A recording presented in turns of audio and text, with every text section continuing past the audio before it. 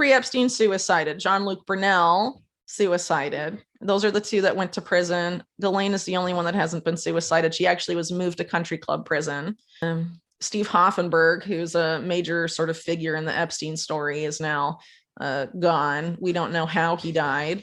He was apparently so badly decomposed after a week, he had to be identified by dental records. And then you have Mark Middleton, the guy that was meeting with Epstein at the White House. And he was found dead hanging from a tree. This was an extension cord, shotgun wound to the chest. Whitney Webb there with a litany, body count of the Epstein saga. Why am I bringing this up? Well, because Epstein, all of that, ties with deep evil tentacles into the heart of central bank digital currencies. And Whitney Webb has written on that also, and we'll be looking into it. It's Sam Bankman-Fried and background. That's one of the reasons I'm bringing this up. But another reason I'm bringing it up is because of the fantastic news that came out on Friday. It's well, okay, it didn't rock your world, but I tell you what, it rocked their world. Moonstone Bank on Friday, the Washington State Bank with ties to FTX, will wind down crypto operations. And the sudden pivot from the company's original ambitions to turn the old Farmington State Bank into a tech-focused financial company, well, it's all over. They're going back to basics. Why did Sam Bankman-Fried invest in this bank in the first place? Let's take a look at Farmington here. Farmington's not exactly a huge place. That's Farmington. Okay, let's look a little closer. Okay, that's still quite small. Let's have a little look at the bank that he paid, well, $11.5 million for a 10% stake in. Oh.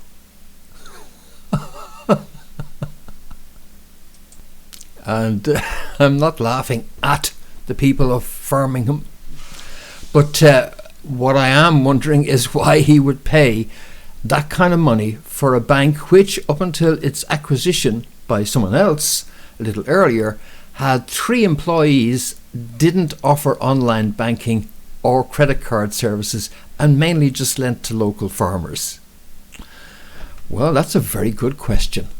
It's back to basics, however. It's back to farming stuff. It's back to this for that bank. So, Sam, why were you so interested? You see, Farmington Bank was owned by Jean Chalopin, and he's the owner of Bahamas-based Deltec Bank. And Deltec was one of Sam's major banking partners, working with FTX and Alameda. So Farmington Bank and Chalopin are tied to each other. At the same time, this Deltec, who is involved in this obscure bank, right, is a primary partner of Tether Inc. And Tether Inc. is the company that claims to hold over $60 billion in assets, backing the largest dollar stable coin in crypto. And it gets worse, folks. Why do they need a new banking partner? Maybe because their old banking partner didn't quite work out. Their previous banking partner was a shadow bank that was caught laundering money for drug cartels. Indeed, that's something that HSBC in the United Kingdom has also been involved in, and that ain't coincidental either. So we have a very dodgy outfit which was also involved in one of the largest VAT tax evasion schemes in European history. And you see, a lot of people are saying Tether is an outright Ponzi scheme. They're saying you think FTX was bad. They're saying Tether is just vaporware posing as something real. Lots of people say that, including the Wolf of Wall Street guy, who was one of the biggest scammers on Wall Street, and he should know. So that's who's involved in all of this. Tether and this obscure bank.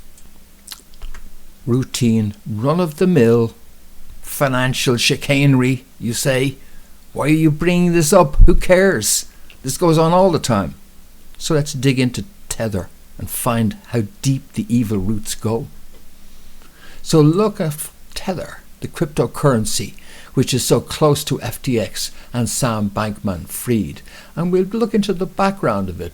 We'll find out that Tether founder Craig Sellers became the chief technical officer of the Mastercoin Foundation, and that the precursor to Tether, originally named Realcoin, was announced in July 2014 by co-founders Brock Pierce, Reeve Collins and Craig Sellers as a Santa Monica-based startup. Brock Pierce who? Here's the article. Dollar-backed digital currency aims to fix Bitcoin's volatility dilemma. They were going to do that by linking it to something solid like the US dollar or dollar assets, so it would be stable and therefore a gap in the market. And Brock Pierce is one of the guys involved in this cryptocurrency startup, which makes it very interesting then that Brock Pierce has links to Jeffrey Epstein, a child star turned cryptocurrency mogul. Who does it remind you of? Reminds me of Sam Bankman-Fried and his group of talented people that he had gathered around him. That's who it reminds me. What the hell did this guy know about cryptocurrency, a former child star? Well, I don't know. But in the mid to late 90s, he was associated with an alleged sex abuse ring involving several young men. Several later contended in court filings that Pierce and two associates had drugged and assaulted them at parties. And Pierce was never charged with any crime and has repeatedly denied any wrongdoing. He settled with one plaintiff and two others dismissed their cases against him. Hey, it goes on in child stardom all the time, doesn't it? Yeah. But the other interesting thing is that Epstein invited him to his island to a special Mind Shift Senior Science Forum, a conference of top scientists, right? Now, this child actor, cryptocurrency guru, says he didn't know anything about any of this. Hey, he just like flew there. He did admit, however, he has met Epstein many times. A representative said Pierce didn't even know who Epstein was when he flew to the event. And this was 18 months after Epstein had his 18-month slap on the wrist solicitation sentence in Florida and was registered as a sex offender. Yeah. And the interesting thing is that the others who were at that, right, was a NASA computer engineer, an MIT professor of electrical engineering, and a Nobel laureate in theoretical physics, and the child actor. And he did meet with Epstein, or had communications with Epstein related to cryptocurrency. Too interesting for words. But don't let this make you think this is amateur hour or something, because there are serious professionals at the back of all this. This Tether and Deltec, who allegedly has all the money that Tether has, because they are at the heart of Wall Street, at the heart of vested interest on Wall Street, as this article on Medium. I'll give you the links, they're in the description, to all of the stuff I'm talking about here today.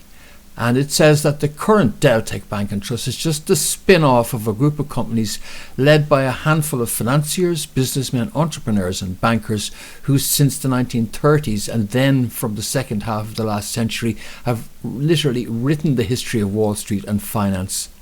A powerhouse whose business relations extend from the United States to Canada, Italy, France, the United Kingdom, Greece and Switzerland, in Europe, passing through Lebanon, Syria, Israel and the Arab Emirates, in the Middle East, in China, and also include Brazil, Venezuela, Colombia, Panama, the Cayman Islands and the Bahamas and the Caribbean. And some of the people involved in this vast network at the heart of Deltec, and this Jean Chalopin, who was invested in this Farmington Bank in the middle of nowhere, include people like Albert H. Gordon, Kidder, Peabody, and people of that deep, Jack Welch, General Electric CEO, people of this deep Wall Street background. This is behind the pedo, behind the FTX, behind all of this, and it's all one, folks. Crypto is not as it appears to be. That is a facade of modernity, of moving forward into the future, brand new frontiers.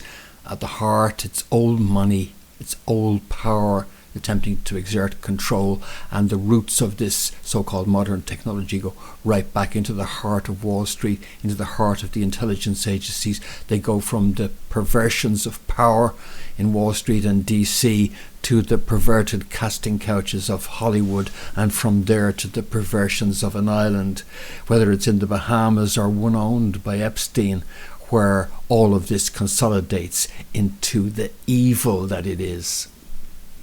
Everything about central bank digital currencies and all they represent and the control grid they represent, it's got old roots.